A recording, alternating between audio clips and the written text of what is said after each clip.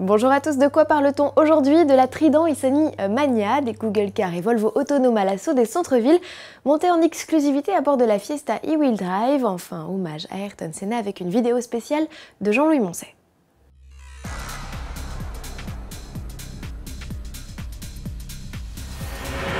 Un diesel capable d'atteindre 306 km/h en pointe et de tenir plus de 3000 km avec un seul plein, impossible? Pas pour Trident, la marque britannique de voitures de sport a mis au point le roadster Iceni, aujourd'hui décliné en une version coupée et break. Pourvue d'un V8 de 400 chevaux fort de 950 Nm de couple, elle se revendique tout bonnement comme les plus rapides et les plus efficientes des sportives mazout. Difficile de contester, elles sont seules sur ce créneau. Audi avait bien créé en 2008 une R8 V12 TDI de 500 chevaux, mais il ne s'agissait alors que d'un concept. Or, ici, on parle bien de modèles de petite série, facturés à partir de 96 000 livres, soit un peu plus de 115 000 €. Détails sur le site tridentsportscar.com. Les voitures autonomes à l'assaut des centres-villes, que ce soit du côté de Göteborg en Suède ou de Mountain View aux États-Unis, Volvo et Google poursuivent les tests et les développements de leurs autos sans conducteur. Chez Volvo, il est question d'arpenter chaque jour 50 km d'axes à fort trafic comprenant portions d'autoroute, mais aussi bouchons.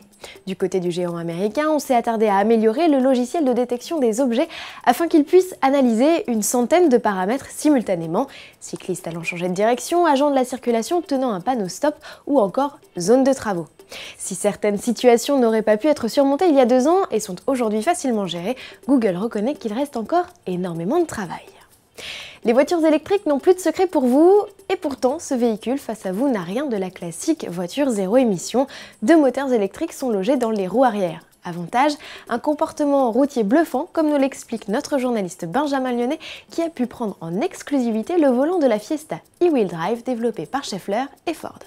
Autoplus a pu tester un prototype et le bilan et le confort de conduite et le dynamisme de la voiture est assez impressionnant. Dans les virages, il y a moins de roulis et le train arrière est plus directif.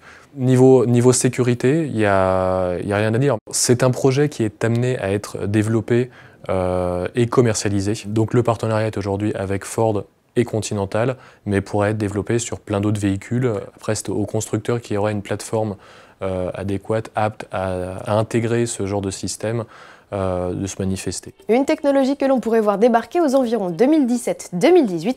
Pour en savoir plus sur ce système, rendez-vous sur le site autoplus.fr, rubrique vidéo. Pour tous les fans de Formule 1, ce 30 avril et le 1er mai sont des journées tragiques marquées par la disparition de 2 pilotes, Roland Ratzenberger et Ayrton Senna, 20 ans déjà. Dans un entretien vidéo exclusif, Jean-Louis Moncey rend hommage au triple champion du monde brésilien et revient avec émotion sur des événements qui l'ont particulièrement marqué, et notamment à la grande époque Lotus. Le plus fort de toute cette époque, ça a été les débriefings avec Senna, parce qu'il n'y avait pas de télémesure, pas d'instrument pour rappeler ce qui s'était passé.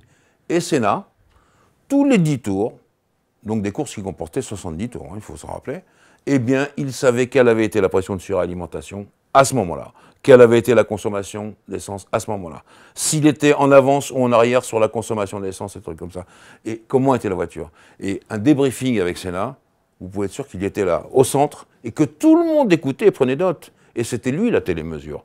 Et moi, j'ai toujours trouvé ça formidable. Il y avait un moment de silence, de cathédrale dans ce stand, et il y avait Senna qui disait, voilà, il s'est passé ça, ça et ça, avec une mémoire que je crois jamais aucun pilote n'a eu. Voilà, il se souvenait absolument de tout.